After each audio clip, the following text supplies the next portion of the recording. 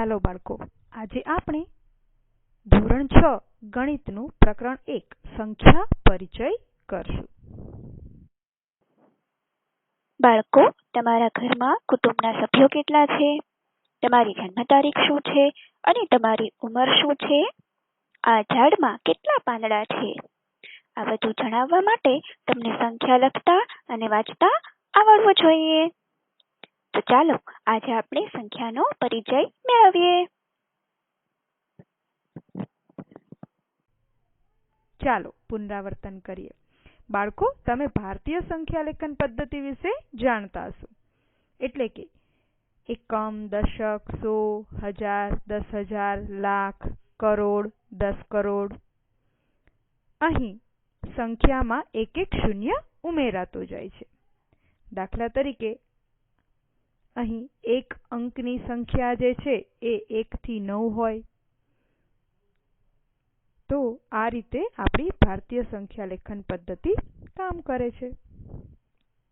હવે આપણે જાણીએ છીએ કે 10 એ 2 અંકની સંખ્યા છે, પરંતુ તે મળે છે કેવી રીતે? તો કે 9 વત્તા 1. તેવી જ રીતે 100 એ 3 અંકની સંખ્યા છે. હવે તે કઈ સંખ્યામાં 1 ઉમેરતા મળે છે? તો કે 99. 99 વત્તા 1 બરાબર 100. તેવી જ રીતે 1000 જે છે તે 4 અંકની સંખ્યા છે. 1 અને 3 શૂન્ય એટલે કે 4 અંકની સંખ્યા છે અને તે 999 માં 1 ઉમેરતા આપણને મળે છે. તેવી જ રીતે આગળ વધીએ તો 9999 વત્તા 1 કરીએ તો આપણને 10,000 એટલે કે 5 અંકની સંખ્યા મળે છે. સૌથી છેલ્લે આમ જ આગળ કરતા જઈએ તો 10 કરોડની વાત કરીએ તો 9,99,99,999 એમાં 1 ઉમેરીએ ત્યારે આપણને 10 કરોડ મળે.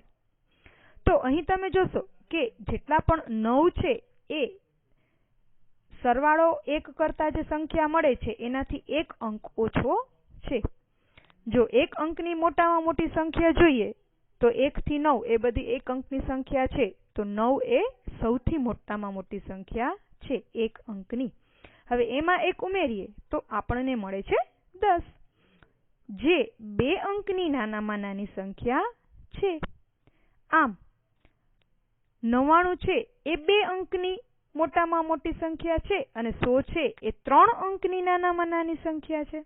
આમ આગળ વધતા જઈએ તો 8 અંકની સૌથી મોટામાં મોટી સંખ્યા એટલે કે 8 નવડા બરાબર, અને 9 અંકની સૌથી નાનામાં નાની સંખ્યા એટલે 1 એકડો અને બાકીના 8 શૂન્ય. તો આ રીતે આપણને મોટામાં મોટી સંખ્યા અને નાનામાં નાની સંખ્યા મળે છે. બાળકો, આશા રાખું કે તમને સમજાઈ ગયું હશે. હવે આગળ વધીએ. ચાલો બાળકો, આ સંખ્યાને વાંચો જોઈએ. તમે આ બધું તો ભણી જ ગયા છો. તો તમે એકમ, દશક, સો જાણતા હોય તો અહીં 5 એકમ છે, 5 દશક છે અને 100 માં 3 છે. એટલે કે અહીં આ 300 વત્તા 5 દશક એટલે 50 અને એકમ 5 છે એટલે કે સંખ્યા છે 355. 2 પાંચડા 55 એટલે સંખ્યા મળે આપણને 355. તો શબ્દમાં આપણે એને 355 એવું લખીએ અને આંકડામાં 3, 5, 5 એવી રીતે અંકો દ્વારા આપણે એને દર્શાવીએ. તો આ 3, 5 એ જે છે એ એનું અંક મૂલ્ય કહેવાય. જ્યારે એકમ, દશક, 100 એનું સ્થાન શું છે? એકમના સ્થાનમાં છે એટલે કે 1 વડે ગુણાય છે. દશકના સ્થાનમાં છે કે 10 વડે ગુણાય છે. 100ના સ્થાનમાં છે 100 વડે ગુણાય છે. તેને તેની સ્થાન કિંમત કહેવાય છે. ચાલો બાળકો, આ સંખ્યા વાંચો જોઈએ. થોડી મોટી સંખ્યા છે પણ પ્રયત્ન કરીએ. તો એકમ, દશક, 100, 1000, 10,000 અને લાખ.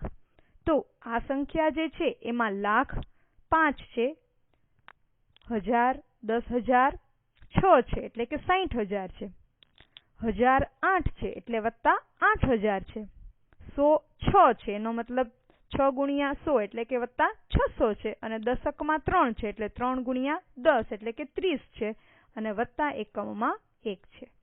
તો આને આપણે વિસ્તરણ કરીએ તો 5 એ અંક જે છે એ લાખના સ્થાનમાં છે એટલે 5 ગુણ્યા 1 લાખ, વત્તા 6 છે એ 10,000ના કિંમતમાં છે માટે 6 ગુણ્યા 10,000, અને 8 જે છે એ 1000ના સ્થાનમાં છે માટે 8 ગુણ્યા 1000, અને 6 100ના સ્થાનમાં છે માટે 6 ગુણ્યા 100, અને 3 એ દશકના સ્થાનમાં છે માટે 3 ગુણ્યા 10, અને 1 એ એકમના સ્થાનમાં હોવાથી 1 ગુણ્યા 1. આમ આ આખી સંખ્યાનું આપણે એની સ્થાન કિંમતના આધારે વિસ્તરણ કરી શકીએ છીએ. તો આ સંખ્યાને વાંચશું કેવી રીતે? તો 5 લાખ. હવે છગડે આઠડે 68, 68,000, 100 કેટલા છે? 6, તો 5,68,600, તગડે એકડે 31 એટલે 5,68,631 એવું આપણે આ સંખ્યાને લખીએ. ચાલો બાળકો આગળ વધીએ. હવે આ સંખ્યાઓને વાંચો જોઈએ બાળકો. થોડો મહાવરો કરીએ તો પ્રથમ સંખ્યા જે છે અહીં આપણે એક ટેબલમાં એકમમાં દર્શાવીએ. પ્રથમ જે છે એમાં એકમના સ્થાનમાં 3 છે તો એકમમાં આપણે 3 દર્શાવીએ. દશકના સ્થાનમાં શું છે? હા 2 છે તો દશકમાં 2 દર્શાવીએ. 100ના સ્થાનમાં 1 છે તો 1 દર્શાવીએ. 1000ના સ્થાનમાં 5 છે તો 5 દર્શાવીએ, અને 10,000ના સ્થાનમાં 3 છે ફરી તો 3 દર્શાવીએ. તો આ પરથી કહી શકાય કે આ જે સંખ્યા છે એ 30,000 વત્તા 5,000 વત્તા 100 વત્તા 20 વત્તા 3 એટલે કે 35,123 છે. એવી જ રીતે બીજી સંખ્યાને આપણે એકમ, દશક, 100, 1000 એમાં એક પછી એક અંક લખતા જઈએ તો અહીં આપણને મળે છે 1,26,720.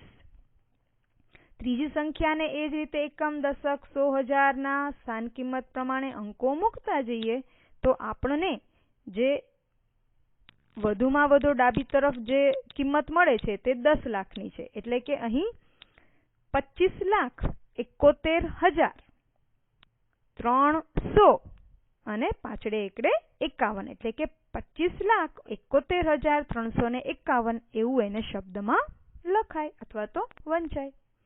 ચાલો સૌથી છેલ્લી સંખ્યા જોઈએ. તો છેલ્લી સંખ્યાને જોઈશું આપણે. તો અહીં આપણને જે ડાબી તરફનો જે અંક છે એની સ્થાન કિંમત મળે છે કરોડમાં. તો આ સંખ્યાને આપણે કેવી રીતે વાંચશું? આપણે એને વાંચશું 5,12,36,992. પ્રથમ સંખ્યાને વાંચશું 35,123. બીજી સંખ્યાને વાંચશું 1,26,720. ત્રીજી સંખ્યાને વાંચશું 25,71,351 અને ચોથી સંખ્યાને વાંચશું 5,12,36,992. તો બાળકો આ જ રીતે મહાવરો કરતા રહો તો મોટી સંખ્યાને પણ તમે ફટાફટ વાંચી શકો છો. ચાલો આગળ વધીએ બાળકો. હવે આ સંખ્યાને અંકમાં લખવાની છે. આપણને આપેલું છે 8,35,312. તો બાળકો આને આપણે એની કિંમતના આધારે સંખ્યા લખીએ. 8 તો 8 લખીએ. 35 તગડે પાછળે 35. 3 તો 3 લખીએ, અને 12 એટલે એકડે બગડે 12 લખીએ. તો એનું વિસ્તરણ કરીએ તો 8 લાખ એટલે 8 ગુણ્યા લાખ કરીએ. 1 લાખ. 35,000 જે છે એ કેવી રીતે થશે? તો કે 30,000 વત્તા 5,000 એટલે 3 ગુણ્યા 10,000 અને 5 ગુણ્યા 1000. 300 છે તો 3 ગુણ્યા 100 અને 12 છે તો 12 કેવી રીતે થશે? તો 1 10 વત્તા 2 એટલે 12 થાય. તો 1 ગુણ્યા 10 અને 2 ગુણ્યા 1. તો આ રીતે વિસ્તરણ કરીએ તો આપણને જે સંખ્યા આપણે આંકડામાં લખવાની થાય અંકમાં એ શું મળે? 8,35,312. અહીં દર્શાવ્યા પ્રમાણે. કેવી રીતે લખશું? 8 3 5 3 1 2. સમજાઈ ગયું ને બાળકો? થોડો વધુ એનો મહાવરો કરીએ. અહીં સંખ્યા આપેલી છે 90,335. બાળકો તમને 90 લખતા તો આવડતું જ હશે, 3 લખતા, 35 લખતા.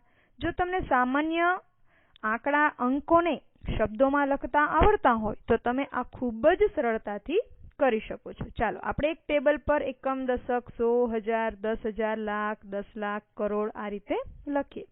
90,000 આપણને કહ્યું છે. 90 એટલે કે નવડે મીંડે 90,000. તો 10,000 ની સ્થાનમાં 9 આવશે, 90,000 છે. બરાબર. એનાથી ઉપર 91, 92, 93 હોત તો આપણે 1000 માં 1, 2 કે 3 એવું લખવું પડત, પણ 90 છે એટલે નવડે મીંડે 90. તો 10,000 ના સ્થાનમાં 9 આવશે, 1000 ના સ્થાનમાં 0 આવશે. 300, 100 કેટલા છે? 3. તો 100 ના સ્થાનમાં કેટલા આવશે? 3. હવે 35 એટલે બાળકો તમને ખબર હશે, તગડે પાંચડે 35. તો આ આપણી સંખ્યા લખાઈ ગઈ અંકમાં. છે ને બાળકો? ખૂબ એકદમ સરળ છે. ચલો આગળ વધીએ. 8,20,913. લાખ કેટલા છે? 8, 20,000 તો બગડે મીંડે 20 જ. અને 900, 100 કેટલા છે?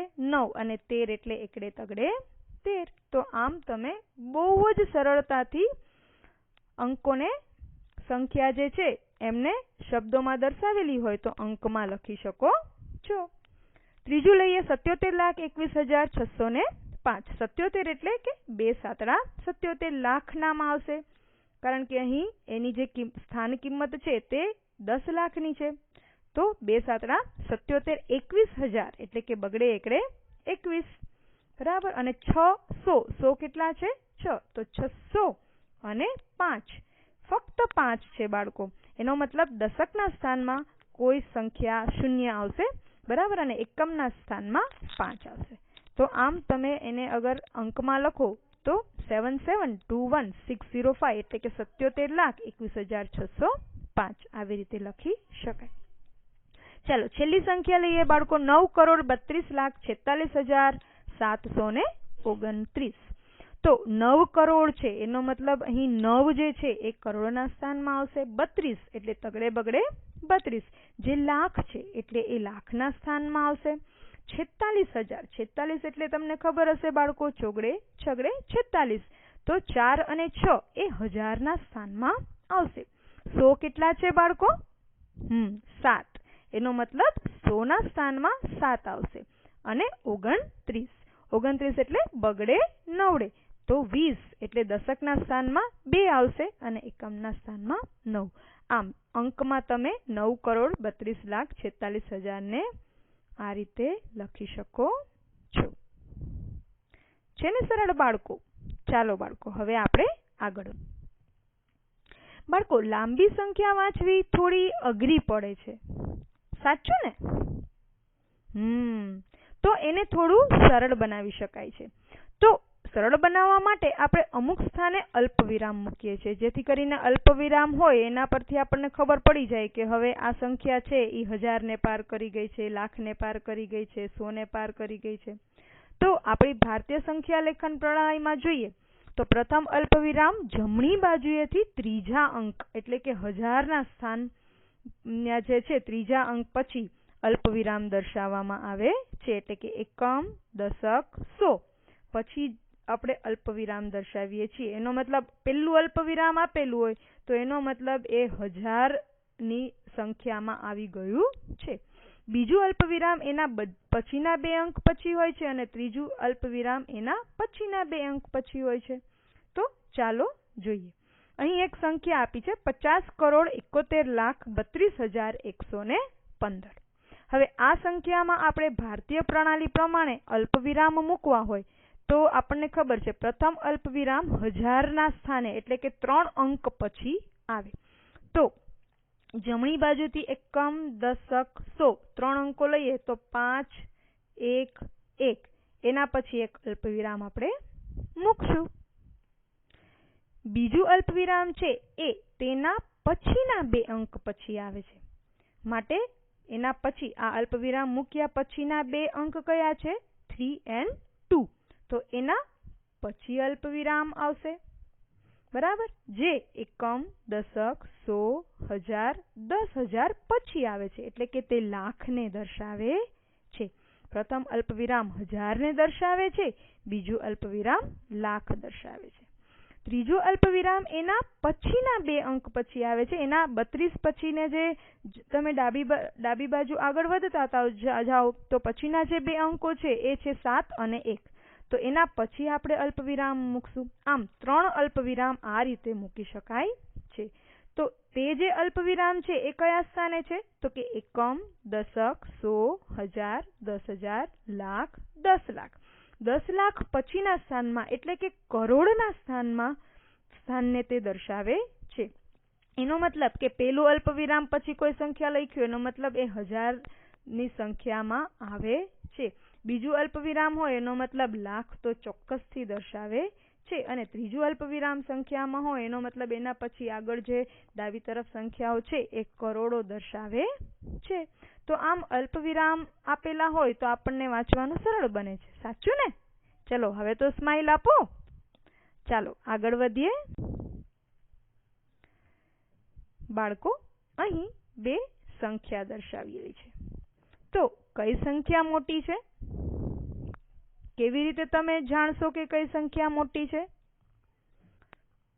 તો પેંગ્વિન કહે છે કે મારી પાસે 3 અંકો છે, તારી પાસે 2 અંકો છે, માટે હું મોટો છું. શું તે સાચું કહે છે? હા. જ્યારે તમે 2 સંખ્યાની સરખામણી કરતા હોય તો જેના અંકોની સંખ્યા વધુ હોય એ સંખ્યા મોટી થાય.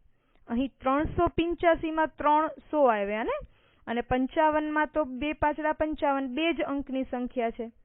તો આમ 385 એ 55 થી મોટી સંખ્યા છે. તો 2 સંખ્યાની સરખામણી કરતા હોય તો પેલા અંકો જોવાના કે જેના અંકો મોટા હોય એ સંખ્યા મોટી. અહીં 355 મોટી છે.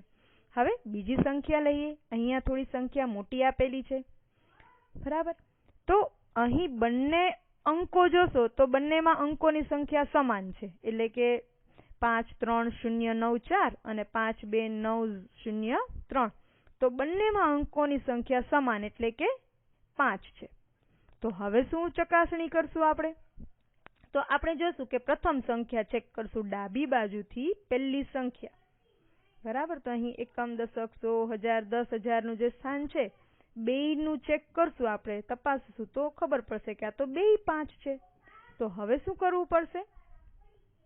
બરાબર, બેય 5 છે. તો હવે શું કરશું? તો આપણે આગળ વધશું જમણી તરફ. જમણી તરફ આગળ વધશું તો 10,000 પછી આવશે 1000નું સ્થાન. તો એકમાં અહીંયા 2 છે, બીજામાં અહીંયા 3 છે. તો હવે 2 અને 3 માંથી કઈ સંખ્યા મોટી છે? તો 2 અને 3 માંથી આપણને ખબર છે કે 3 એ મોટી સંખ્યા છે. માટે 53,094 જે છે એ 52,903 થી મોટી સંખ્યા થશે. બરાબર ને બાળકો? સમજાય છે તમને? આમને આમ જમણી તરફ આગળ વધતું જવાનું. જેનો અંક મોટો એ સંખ્યા મોટી. ચાલો બાળકો હજુ એક ઉદાહરણ લઈએ. અહીં જુઓ બાળકો, બંને પાસે અંકોની સંખ્યા સમાન છે અને પ્રથમ 3 અંકો પણ સમાન છે. તમે પ્રથમ ડાબી બાજુથી પ્રથમ 3 અંકો જોશો તો બંનેમાં 956 છે. તો હવે આપણે જે સરખામણી કરવાની થાય, બરાબર, 2 સંખ્યાની, તો એમાં આપણે જોયું કે પ્રથમ ડાબી બાજુથી જોઈએ તો 9 બંનેમાં સરખા છે. પછી આગળ વધીએ તો 5 પણ બંનેમાં સરખા છે. તો પછી એના પછીની સંખ્યા જમણી બાજુ જોઈએ તો 6 એ પણ બંનેમાં સમાન છે. તો આગળ વધતું જવાનું. એની આગળ સંખ્યા જોઈએ તો અહીં 9 છે ને અહીં 7 છે. હવે 9 છે એ 7 કરતા મોટી સંખ્યા છે. માટે પેંગ્વિન પાસે જે સંખ્યા છે 95,699 તે 95,678 થી મોટી સંખ્યા છે. આશા રાખું બાળકો કે તમને સંખ્યાની સરખામણી કરતા આવડી ગઈ હશે. પ્રથમ અંકોની સંખ્યા જુઓ. જો અંક મોટા હોય, જેનામાં અંકોની સંખ્યા વધારે હોય એ જ સંખ્યા મોટી થાય. જો અંકોની સંખ્યા પણ સમાન છે તો ડાબી તરફથી આગળ વધી અને અંક જોતા જાઓ. કોનો અંક મોટો છે? બરાબર, તે સંખ્યા મોટી થાય. ચાલો વધીએ બાળકો. આપણે ઘણી વખત તમે પીટીમાં કરવા માટે, દાવ કરવા માટે ઊભા રહેતા હશો તો તમને જોયું હશે કે તમને ઊંચાઈ પ્રમાણે ઊભા રાખતા હશે. નાના બાળકોને આગળ ઊભા રાખે, મોટા બાળકોને પાછળ ઊભા રાખે. આવું કેમ કરે છે? કારણ કે નાના જે બાળકો છે એને દેખાય, જો એ પાછળ જતા રહે તો એમને દેખાય નહીં. તો આવી જ કંઈક સંખ્યાઓની પણ ગોઠવણી કરવી પડતી હોય છે. તો સંખ્યાની જેમ તમારી ઊંચાઈની ગોઠવણી બે રીતે થાય, નાનાથી મોટા, મોટાથી નાના, બરાબર. તેવી જ રીતે સંખ્યાની પણ ગોઠવણી બે રીતે થાય, ચડતા ક્રમમાં અને ઉતરતા ક્રમમાં. ચડતા ક્રમમાં એટલે કે નાનાથી મોટા તરફની ગોઠવણી. જ્યારે નાનો છોકરો આગળ ઊભો રહે ને મોટો છોકરો છેલ્લે ઊંચો હોય તે સૌથી પાછળ ઊભો રહે તો તે ચડતો ક્રમ કહેવાય. પરંતુ જો મોટો છોકરો આગળ ઊભો રહે અને નાનો છોકરો છેલ્લે ઊભો રહે તો તેને ઉતરતો ક્રમ કહેવાય. તો એવી જ રીતે સંખ્યામાં નાની સંખ્યાથી મોટી સંખ્યા તરફ તમે સંખ્યાની ગોઠવણી કરો તો તેને ચડતો ક્રમ કહેવાય છે, અને જો તમે મોટી સંખ્યાથી નાની સંખ્યા તરફની ગોઠવણી કરો તો તેને ઉતરતો ક્રમ કહેવાય છે. ચાલો ઉદાહરણ દ્વારા બાળકો એને આપણે સમજીએ.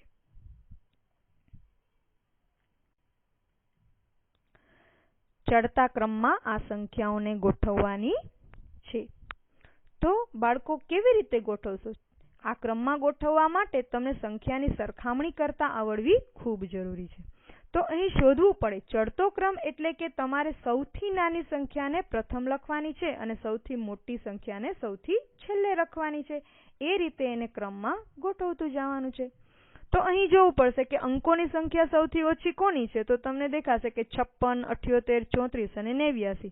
આ ચારે ચાર સંખ્યાઓ 2 અંકોની સંખ્યા છે, જ્યારે બાકીની ત્રણેય સંખ્યાઓ 3 અંકોની. હવે 3 અંકોની સંખ્યા તો 2 અંકોની સંખ્યા કરતા મોટી કહેવાય.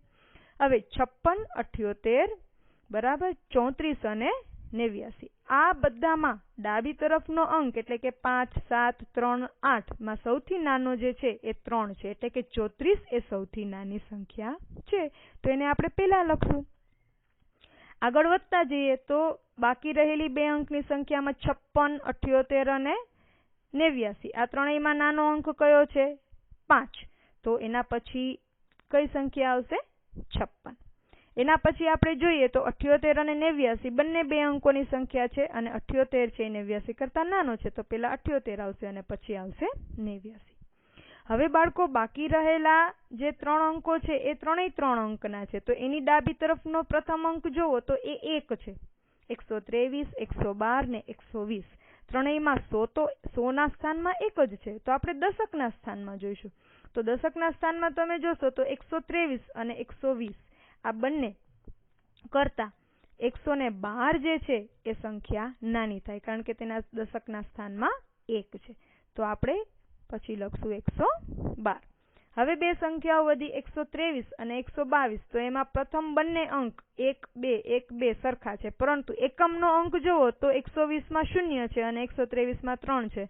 તો આમ 123 એ મોટી સંખ્યા થાય અને 120 એ નાની સંખ્યા થાય, બરાબર. તો પહેલા 120 લખશું અને સૌથી છેલ્લે 123. આમ 34 એ સૌથી નાની સંખ્યા છે અને ક્રમમાં આપણે ગોઠવી આપેલી સંખ્યામાંથી સૌથી નાની 34 છે, એના પછી 56 છે, એના પછી 78, પછી 89, પછી 112, 120 અને પછી 123 છે, સૌથી મોટી છે. તો નાની સંખ્યાથી મોટી સંખ્યા તરફ સંખ્યાની આ ગોઠવણીને આપણે કેવો ક્રમ કહીએ? ચડતો ક્રમ. ચાલો બાળકો હવે ઉતરતા ક્રમમાં સંખ્યાઓને ગોઠવતા શીખીએ. ઉતરતો ક્રમમાં પણ આપણે સંખ્યાની સરખામણી તો કરવી જ પડશે. અહીં સૌથી મોટી જે સંખ્યા છે એ સૌથી વધારે અંકોવાળી જે છે એ છે 1223. ત્યારબાદ આગળ જોઈએ તો 3 અંકોની સંખ્યામાં એકમનો અંક કોનો મોટો છે? તો કે 567 તો એના પછી 567 આવે. પછી એકમનો અંક કોનો છે? તો કે 339, કારણ કે અહીં સંખ્યાઓ આપણે મોટાથી નાના સુધી કરવાની છે, એટલે મોટી સંખ્યાઓ શોધવાની છે.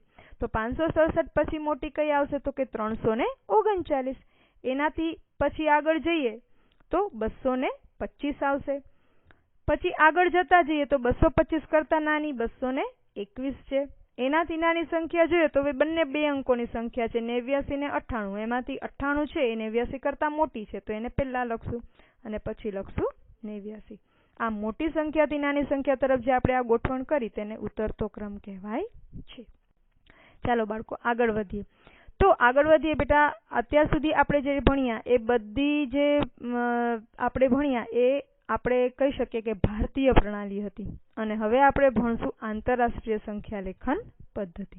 તો આંતરરાષ્ટ્રીય સંખ્યા લેખન પદ્ધતિમાં તમે જોશો કે એકમ, દશક, 100, 1000, 10,000 પછી લાખ આવતું નથી.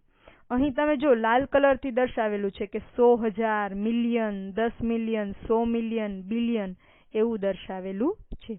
તો આંતરરાષ્ટ્રીય સંખ્યા લેખન પદ્ધતિમાં લાખનો ઉલ્લેખ નથી. અહીં 10,000 પછી 100,000 થાય છે, બરાબર, અને હજાર એટલે 1 મિલિયન થાય, બરાબર. એમાં હજી એક શૂન્ય ઉમેરાય તો 10 મિલિયન થાય, હજી એક શૂન્ય ઉમેરાય તો 100 મિલિયન થાય, અને 1000 મિલિયન બરાબર 1 બિલિયન થાય. હજી એમાં એક શૂન્ય ઉમેરીએ તો 10 બિલિયન થાય. તો આ રીતે એનો સંખ્યાનો ક્રમ હોય છે. તો આમ 10,000 સુધી તો ભારતીય પ્રણાલી અને આંતરરાષ્ટ્રીય પ્રણાલી બંનેની લેખન પદ્ધતિ સરખી છે, પરંતુ આપણે લાખમાં દર્શાવીએ છીએ. આંતરરાષ્ટ્રીય પ્રણાલીમાં લાખ હોતું નથી, બરાબર. આપણી ભારતીય પ્રણાલી છે 1 લાખ, 10 લાખ, 1 કરોડ, 20 કરોડ, 1 અબજ, અને એને અનુસંધાન જે આંતરરાષ્ટ્રીય સંખ્યા લેખન પદ્ધતિ છે એટલે 100,000 આંતરરાષ્ટ્રીય પદ્ધતિના એ આપણા ભારતીય પ્રણાલી પ્રમાણે 1 લાખ થાય. આંતરરાષ્ટ્રીય પ્રણાલીના 1 મિલિયન એ આપણા 10 લાખ થાય. તેના 1 બિલિયન એ આપણા 1 અબજ થાય. તો બાળકો આ યાદ રાખવાનું છે. અહીં જુઓ તમે કે જમણી બાજુથી દર 3 અંકો પછી અલ્પવિરામ મુકાય છે. આપણી ભારતીય પ્રણાલીમાં પહેલા 3 અંકો પછી 2 અંકો ને પછી 2 અંકો પછી, જ્યારે અહીં જોશો તો દર 3 અંકો પછી અલ્પવિરામ મુકાય છે. તો આગળ વધીએ બાળકો. આશા રાખું કે તમને આંતરરાષ્ટ્રીય સંખ્યા લેખન અને ભારતીય સંખ્યા લેખન પદ્ધતિ વચ્ચેનો જે તફાવત છે એ સમજમાં આવી ગયો હશે. હવે કરીએ અંકોની અદલાબદલી. અહીં આપેલ સંખ્યાને વાંચો. કઈ સંખ્યા છે? 371. હવે જો 3 અને 1 ની અદલાબદલી કરીએ તો એ થઈ જાય 173. તો હવે 173 અને 371 શું સરખા છે? ના. આ બંનેમાંથી મોટું કોણ છે? 371. તો સંખ્યાની અદલાબદલી કરીએ તો સંખ્યા નાની મોટી થઈ શકે છે. તો ઘણી વખત એવું બને બાળકો કે તમને સંખ્યા આપવામાં આવે ને એમાંથી નાની કે મોટી સંખ્યા બનાવવાની હોય, તો મોટી સંખ્યાને હંમેશા તમે એનું સ્થાન કિંમત વધારે દર્શાવો તો તમને મોટી સંખ્યા મળે. અહીં જેમ કે 100 નો અંક મોટો, તે સંખ્યા મોટી, આપણને ખબર છે, એટલે 73 મોટો થયો. હવે મોટી અને નાની સંખ્યા બનાવીએ તો આપણને ખબર છે કે 3 અંકની મોટામાં મોટી સંખ્યા કઈ? 999. 4 અંકની નાનામાં નાની સંખ્યા તો કે 1000. હવે આ 1000 ક્યાંથી આવે? તો કે 1999 માં 1 ઉમેરીએ તો, અને 999 ક્યારે આવે? 1000 માંથી 1 બાદ કરીએ તો. આ આપણે જોઈ ગયા. તો નાની અને મોટી સંખ્યા સૌથી બનાવવાની હોય, તમને 4 અંકો આપ્યા હોય, તો જો તમે અંકોને ઉતરતા ક્રમમાં ગોઠવો તો તમને મોટી સંખ્યા મળે, અને ચડતા ક્રમમાં ગોઠવો તો સૌથી નાની સંખ્યા એ જ અંકોથી બનેલી મળે. ચાલો બાળકો આગળ વધીએ. આસન મૂલ્ય દ્વારા અંદાજ. બાળકો અહીં સ્ટેડિયમમાં કેટલા માણસો હશે? લગભગ તમે કહો લગભગ 25,000 માણસો, બરાબર. હવે આપેલ આ જે ચોકલેટનો ડબ્બો છે એમાં લગભગ ચોકલેટ કેટલી હશે? તમે કહેશો કે આશરે 25. હવે હું તમને પૂછું કે અહીં જે પર્સ આપેલું છે એની કિંમત શું હોય? તમે કહેશો અંદાજિત 1000 રૂપિયા હશે.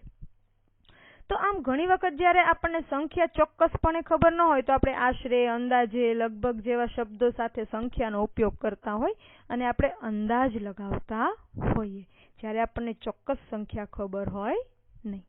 તો અહીં લગભગ 25,000 માણસો કહીએ કે આપણે 25 ચોકલેટ કહીએ કે 1000ની કિંમતનું પર્સ કહીએ તો આપણે અંદાજ લગાવીએ છીએ. તો એ અંદાજ છે એ સંખ્યાથી વધુ પણ હોઈ શકે અને ઓછો પણ હોઈ શકે. તો અંદાજ સાચો લગાવવો ખૂબ જરૂરી છે. તો દશકના મૂલ્યના આધારે એક અંદાજ લગાવીએ. અહીં તમને 17 જે છે તો એ 20 થી વધુ નજીક છે બાળકો કે 10 થી? તો તમે જોઈ શકો છો કે 17 છે એ 20 થી વધુ નજીક છે, 10 થી દૂર છે. તો આમ 17 નો અગર અંદાજ લગાવવો હોય તો તમે 20 લગાવી શકો, 10 લગાવી શકો નહીં. તો 17 નું આસન મૂલ્ય 20 થાય. આગળ જોઈએ. 100 ના આધારે આપણે અંદાજ લગાવવાનો થાય તો 1 થી 49 સંખ્યા છે એનો અંદાજ જે છે, બરાબર, એ તમે લગાવો તો એ નાની સંખ્યામાં આવે, બરાબર. 50 થી ઉપર એટલે 51 થી 99 ની જે સંખ્યા છે એનો અંદાજ આગળના 100 ઉપર જાય. ઉદાહરણ તરીકે 989 માટે 100 ના આધારે આસન મૂલ્ય શોધવું હોય તો 989, તો 89 જે છે એ 50 કરતા મોટું છે કે નાનું છે? મોટું છે. તો 89 મોટું છે તો એને 889 નો અંદાજો લગાવીએ તો આપણે 800 નહીં કહીએ, આપણે એને 900 કહીશું અંદાજ લગાવીએ ત્યારે. તો 889 નું આસન મૂલ્ય શું થાય? એવી જ રીતે નજીકના 1000 નો અંદાજ. નજીકના અંદાજ 1000 ના અંદાજની વાત કરીએ તો 1 થી 499 સુધી જ્યાં સુધી સંખ્યા હોય તો એને આગળનો જે 1000 હોય એ દર્શાવશું, પણ 501 થી 999 હશે તો એને એના પછીના 1000 માં આપણે એને આસન મૂલ્યમાં દર્શાવશું. દાખલા તરીકે એક ઉદાહરણ આપેલું છે કે અરુણે 4255 રૂપિયાની વસ્તુની કિંમત માટે 1000 ના આધારે મળતા આસન મૂલ્ય પ્રમાણે કેટલા ચૂકવ્યા? તો કે 4000 રૂપિયા ચૂકવ્યા. તો 4255, તો 4000 એમ રાખો. 255 જુઓ તો 255 500 થી મોટા છે કે 500 થી નાના? 500 થી નાના હોય તો જે મૂળ 1000 હોય એ જ રાખવાના, 500 થી મોટા હોય તો 1000 ઉમેરી દેવાના. તો અહીં 255 500 થી નાના છે તો 4255 ની જગ્યાએ એને 4000 ચૂકવ્યા તો એને બરાબર કર્યું. પણ 4255 ના એને 5000 ચૂકવ્યા હોત તો તે આસન મૂલ્ય ખોટું થાય. તો બાળકો, આ સંખ્યા પરિચયમાં આપણે આટલું જ જોઈએ. બરાબર, આટલો પરિચય તમને આવડી ગયું હશે તેવી આશા. વિદ્યાર્થી મિત્રો, આજે આપણે શું શીખ્યા? ભારતીય સંખ્યા લેખન પદ્ધતિ, સંખ્યાઓની સરખામણી, ચડતો ક્રમ અને ઉતરતો ક્રમ, આંતરરાષ્ટ્રીય સંખ્યા લેખનની પદ્ધતિ, અંકોની અદલાબદલી તેમજ આસન મૂલ્યો દ્વારા સંખ્યાઓનો અંદાજ લગાવવો. તો ચાલો હવે આપણે જે મુદ્દાઓ ભણ્યા છે તેનો થોડોક મહાવરો કરીએ. પ્રેક્ટિસ 1. નીચેના આંકડાઓ આંતરરાષ્ટ્રીય સંખ્યા લેખન પદ્ધતિમાં લખો. એટલે કે તમારે આ જે આંક લખ્યા છે આંકડાઓને તમારે આંતરરાષ્ટ્રીય સંખ્યા લેખન પદ્ધતિમાં લખવાના છે અને શબ્દોમાં લખવાનું છે. જો પ્રથમ કરી બતાવું કેવી રીતે. 325 પછી આપણે એક અલ્પવિરામ મૂકીશું અને ત્યારબાદ 402. આપણે જાણીએ છીએ કે આંતરરાષ્ટ્રીય સંખ્યા લેખન પદ્ધતિમાં 3 અંક પછી એક અલ્પવિરામ મૂકવામાં આવે છે. તેને વચાશે 325,402 એવી રીતે. તો આ બાકીના જે કંઈ પણ આંકડા છે તેને તમારે તમારી નોટબુકમાં લખવાનું છે, જેની નોંધ કરી લેશો.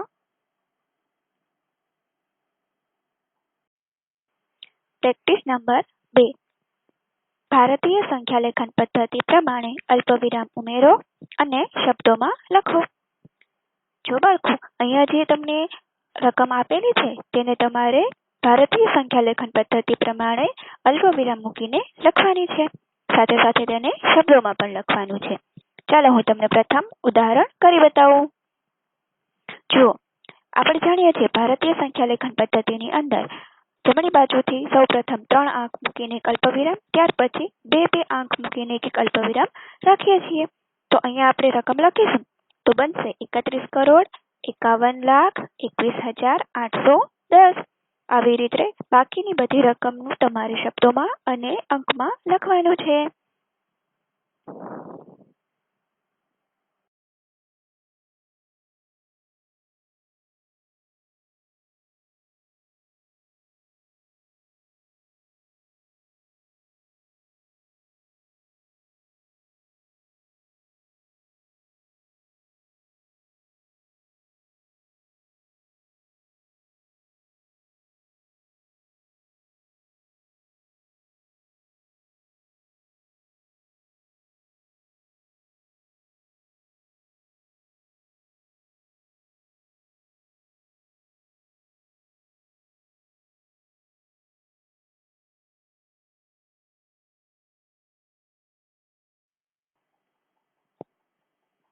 પ્રેક્ટિસ 3. આની અંદર તમારે નજીકના 100નો અંદાજ લખવાનો છે. એટલે કે જે તમને રકમ આપી છે તેના છેલ્લા 2 અંક જોઈ અને તમારે 100ના અંદાજ મુજબ રકમ લખવાની છે.